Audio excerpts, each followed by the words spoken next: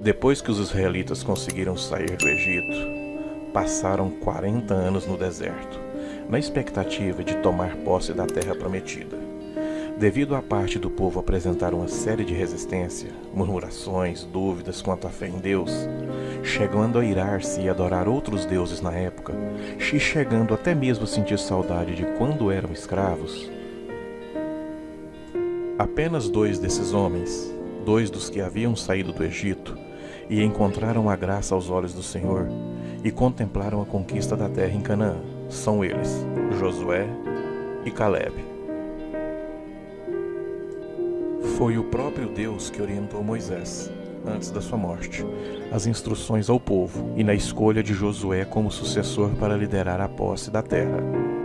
O Senhor prometeu a Josué que seria com ele e orientou todo momento todos os homens de guerra do povo que deveriam rodear a cidade, cercando por 6 dias seguidos, e também o sacerdote, levando consigo 7 buzinas de chifre de carneiro, e adiante da arca da aliança. E no 7º dia, que estivesse rodeando a cidade, esses sacerdotes deveriam tocar as buzinas. Dessa forma, tocando as buzinas de carneiro, todo o povo deveria gritar, dando um grande brado, para que então os muros da cidade viessem a desmoronar. Assim, o povo subiria por ele e tomaria posse da cidade. Josué enviou espiões para checarem a cidade e teve um retorno positivo, continuando assim o seu plano de entrada na cidade. Raabe, então, olha pela janela, quando a luz do amanhecer começa a cobrir a planície de Jericó.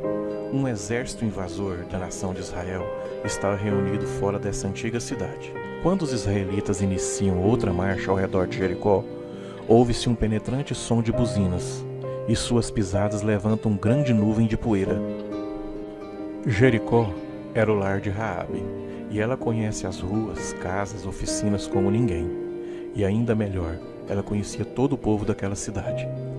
Pode-se perceber o medo do povo aumentando à medida que o tempo passa, e Israel continua seu estranho ritual em volta da cidade de Jericó.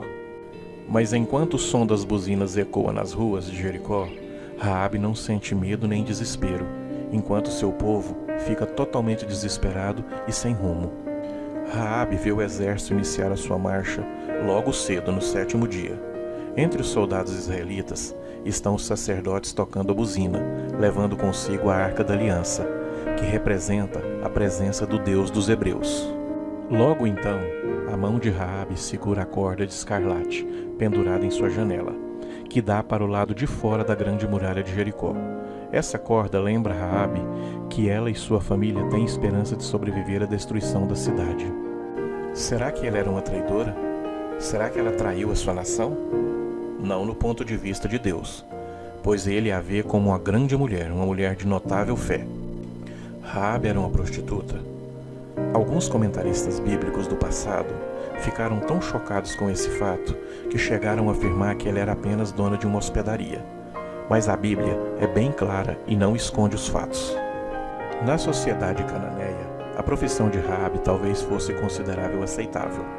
É verdade que a influência da cultura pode ser forte, mas não ao ponto de eliminar a consciência, aquele senso interior de certo ou errado que Deus deu a todo o povo. Raabe pode ter percebido que seu estilo de vida era degradante. Talvez ela se sentisse obrigada a levar essa vida por não ter alternativa para sustentar sua família. Sem dúvida, Raabe ansiava uma vida melhor. A terra de Canaã estava cheia de violência e depravação, incluindo incesto, bestialidade. Esses pecados eram comuns naquele lugar por causa da religião. Os templos promoviam rituais que envolviam prostituição e adoração a deuses demoníacos da época como Baal e Moloque, que incluía queima de crianças vivas em fogueiras sacrificiais. Deus não era indiferente ao que acontecia em Canaã. De fato, por causa de muitas práticas perversas dos cananeus, o Senhor disse: "A terra é impura, e eu trarei sobre ela punição pelo seu erro, e a terra vomitará os seus habitantes." Raabe sabia que a cidade estava condenada. Imagine ela como se sentiu quando os relatos sobre Israel chegaram aos seus ouvidos. Ela sabia que com a liderança de Deus, Israel havia vencido o Egito, o exército mais poderoso daquela época, que por anos havia escravizado os israelitas, e agora Israel estava prestes a atacar Jericó. E mesmo assim, o povo daquela cidade persistia em sua maldade, e por isso a Bíblia fala dos cananeus como os que agiram desobedientemente. Certo dia, algum tempo antes de Israel marchar em volta de Jericó, 2 estranhos apareceram na porta de Raabe. Eles esperavam que ninguém os notasse, mas como havia tanta tensão naquela cidade, muitos estavam em alerta contra qualquer possível espião israelita. De fato, os 2 homens eram espiões do acampamento de Israel. Seu comandante, Josué, havia o enviado para descobrir os pontos fortes e fracos de Jericó. Essa é a primeira cidade cananeia que Israel invadiria, e talvez fosse a mais forte delas. Josué queria saber exatamente o que esses homens enfrentariam. Os espiões, sem dúvida, escolheram a casa de Raabe de propósito. De todos os lugares da cidade, a casa de uma prostituta seria um lugar perfeito para um desconhecido ficar sem levantar suspeitas. Além disso, os espiões talvez esperassem conseguir informações úteis de alguma conversa que por acaso ouvissem ali. A Bíblia diz que Raabe acolheu hospitaleiramente os mensageiros, mesmo que suspeitasse quem eles eram e por que estavam ali. Ela os recebeu em sua casa e os deixou ficar. Ela talvez esperasse aprender mais sobre o Deus dos hebreus. Mas de repente, mensageiros do rei de Jericó chegaram lá, e a notícia é que haviam espiões de Israel na casa de Raabe, e isso se espalhou pela cidade. O que Raabe faria? Se ela protegesse esses 2 estranhos, não estaria colocando em perigo a si mesma e toda a sua família? Será que o povo de Jericó não mataria a todos, se ela desse abrigo a esses inimigos? Mas pelo menos agora, Raabe não tinha dúvida sobre a identidade dos homens. Se ela já entendia que o Deus dos hebreus era um Deus superior ao Deus dela, essa era a oportunidade perfeita para ficar ao lado do Deus verdadeiro. Raabe tinha pouco tempo para pensar, mas ela foi esperta e agiu rápido. Ela escondeu os espiões no telhado plano, entre as hastes de linho deixadas para secar. Então ela disse aos mensageiros do rei: sim, os homens vieram a mim, e eu não sabia de onde eram. Raabe disse que os 2 homens fugiram depressa, e que era para os soldados correrem atrás deles para capturá-los. A tática funcionou.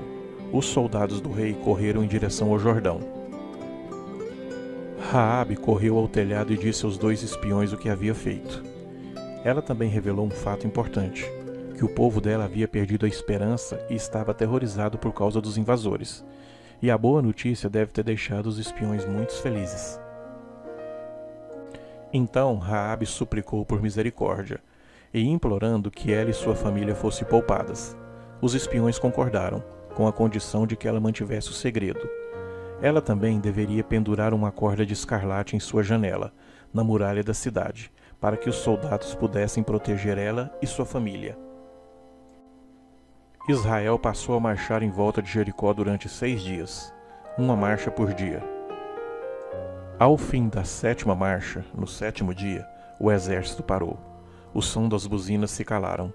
O silêncio pairava no ar. Dava para sentir a tensão naquela cidade.